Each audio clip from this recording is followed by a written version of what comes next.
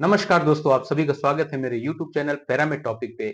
आज की इस वीडियो में हम बात करने वाले हैं उन मेडिसिन्स के बारे में जिनको शराब के सेवन करते वक्त नहीं लेना चाहिए। अगर आप अल्कोहल के साथ इन मेडिसिन्स को लेंगे तो बहुत ही ज्यादा एडवर्स रिएक्शन देखने को मिलती है और कई बार गंभीर परिणाम भुगतने पड़ सकते हैं। इसलिए ये मेडिसिन के बारे में जानना आपके लिए भी बहुत जरूरी है। तो वीडियो को लास्ट तक जरूर देखें। और अगर आपने अभी तक मेरे चैनल को सब्सक्राइब नहीं किया है या पहली बार विजिट कर रहे हैं तो चैनल को सब्सक्राइब करके बेल आइकॉन जरूर दबा दें ताकि मेडिसिन से रिलेटेड इंफॉर्मेशन आपको सबसे पहले मिल सके। तो चलिए अब हम वीडियो को स्टार्ट करते हैं।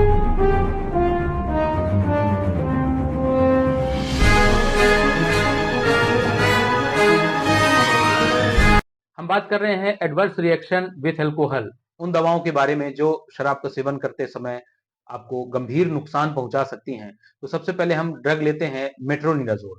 मेट्रोनिडाजोल जो कि एक एनारोबिक इन्फेक्शन को कंट्रोल करने के लिए, डायरिया कंट्रोल करने के लिए या किसी भी तरह के एब्डोमिनल इन्फेक्शन है, मिक्स्ड इन्फेक्शन है, उस कंडीशन में ये दवा दी जाती है जो कि अपने ब्रांड नेम फ्लेजिल मेट्रोजिल के नाम से जो पॉपुलर ब्रांड है उस नाम से आती है।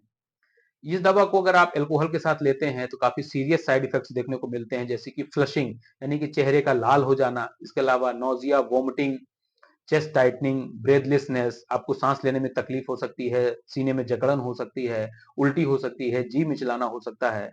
इस तरह के सीरियस साइड इफेक्ट्स देखने को मिलते हैं और ये साइड इफेक्ट्स कहलाते हैं disulfiram like side effects. Disulfiram like side effects इसलिए कहा जाता है क्योंकि सेम जो सिम्टम्स देखने को मिलते हैं यही डाइसल्फिराम, जो कि एक नशे की लत को छुड़ाने के लिए, स्पेशली शराब का सेवन बंद कराने के लिए इस दवा का उपयोग किया जाता है। जब डाइसल्फिराम लेके कोई शराब पीने की कोशिश करेगा तो भी उसको जी मिचलाना, बहुत ज्यादा उल्टी होना और इस तरह के टैकीकार्डिया, इस टाइप के सिम्टम्स देखने को मिलते हैं। इसी कारण इसको डाइसल्फिराम लाइक सिम्टम्स कहते हैं। अगली कैटेगरी की हम बात करते हैं एंटी डिप्रेसेंट। शराब यानी कि अल्कोहल भी हमारे ब्रेन को डिले करता है, यानी कि ब्रेन की एक्शन को कम कर देता है, जिससे जजमेंट हमारे जो होता है वो कम हो जाता है, हमारा अटेंशन डाउन होता है। और एंटी डिप्रेसेंट दवाएं भी यही काम करती हैं। अगर बहुत ज्यादा एक्साइटमेंट है तो वो एक्साइटमेंट को कम करने का काम करती हैं। एंटी डिप्रेसेंट में कई तरह की मेडिसिन प्रिस्क्राइब की जाती हैं जो कि मुख्य रूप से हैं anti anxiety drug, anti depressant, नींद की गोलियां हो गई, है ना, और सेडेटिव हिप्नोटिक्स ड्रग। इसके अलावा और भी दवाएं ऐसी होती हैं एंटी डिप्रेसेंट के अलावा जिनके कारण ड्राउजीनेस या स्लीपीनेस फील होता है, जैसे कि एंटी एलर्जिक ड्रग हो गई, जैसे कि हाइड्रोक्सीजिन, सिट्रीजिन, लोरेटाडीन और फेक्सोफेनाडीन।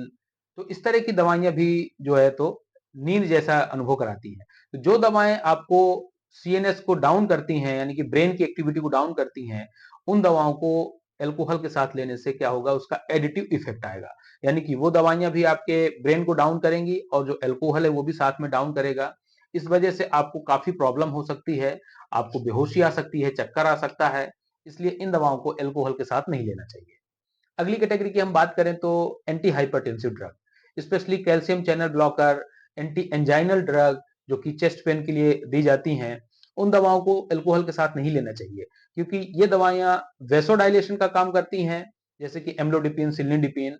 और अल्कोहल भी जो क्या करता है कि वेसोडाइलेशन करता है। तो ये दवाइयों को अगर साथ में लिया जाएगा तो इनका भी एडिटिव इफेक्ट होगा, जिसकी वजह से आपका बीपी लो हो सकता है और बीपी को कंपनसेट करने के लिए टैकीकार्डिया यानी कि हार्ट रेट का बढ़ना हो सकता है, पाल्पिटेशन हो सकता है, स्वेटिंग हो सकती है, फेंटिंग यानी कि चक्कर, बेहोशी हो सकती है। इसलिए इन दवाओं को अल्कोहल के साथ में नहीं लेना चाहिए। अगली कैटेगरी की हम बात करें तो pain killers. Pain killers specially non steroidal anti inflammatory यानी कि दर्द सूजन को कम करने वाली दवाइयां जो होती हैं वो अल्कोहल के साथ नहीं लेना चाहिए। अल्कोहल भी क्या करता है कि ये हमारे लीवर को नुकसान पहुंचाता है, साथ में हमारी आंतों को ऐसा फील कराता है जैसे जलन हो रही हो। इस वजह से जिनको अल्सर होता है, पेट का, आंतों का अल्सर होता है, तो ये जो anti inflammatory non steroidal anti NSAIDs हैं, ये भी क्या करती हैं, आंतों का अल्सर बढ़ा सकती हैं। और साथ में अगर आप अल्कोहल लेंगे, specially high concentration of alcohol जो लोग यूज करते हैं, डाइल्यूट नहीं करके पीते, उनके लिए और ज्यादा खतरा होता है। इसलिए अगर इन दोनों दवाइयों को साथ में लिया जाएगा तो आपकी जीआई ब्लीडिंग भी हो सकती है, यानी कि इंटरनल ब्लीडिंग हो सकती है और काफी प्रॉब्लम आपको आ सकती है। इसके अलावा पैरासीटामोल को भी नहीं लिया जाता और स्टेटिन्स स्टेटिन्स जो कि कोलेस्ट्रॉल को कम करने के लिए दवाइयां दी जाती हैं, तो ये लीवर में एक्ट करती है और पैरासीटामोल भी लीवर में एक्ट करती है। और जो शराब है यानी कि वाइन है वो भी लीवर में एक्ट करती है, तो आपके लीवर को नुकसान ज्यादा पहुंच सकता है। अगली कैटेगरी है वारफेरिन।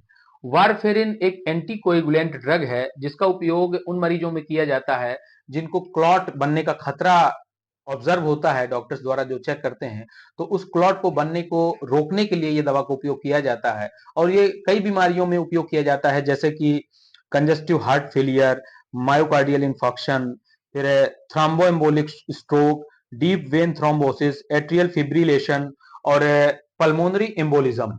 इन केस में इस दवा का उपयोग किया जाता है और ये मेडिसिन रेगुलर चलती है, लगातार कई बार डॉक्टर इनको प्रिस्क्राइब करते हैं, लंबे समय तक इसको उपयोग करते हैं।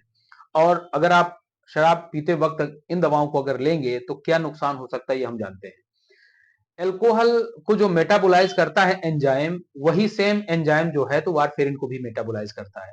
लेकिन अगर आप ज्यादा शराब पी रहे हैं यानी कि रोज शराब पी रहे हैं और आपकी बॉडी में अल्कोहल का कंसंट्रेशन बना हुआ है, तो जो वारफेरिन है ये शराब वारफेरिन के मेटाबॉलिज्म को रोक देगा, क्योंकि उसने शराब ने यानी कि अल्कोहल ने उस एंजाइम को ऑक्यूपाई करके रखा हुआ है, जिसकी वजह से वारफेरिन का मेटाबॉलिज्म अफेक्ट होगा, वो मेटाबोलाइज नहीं होगी।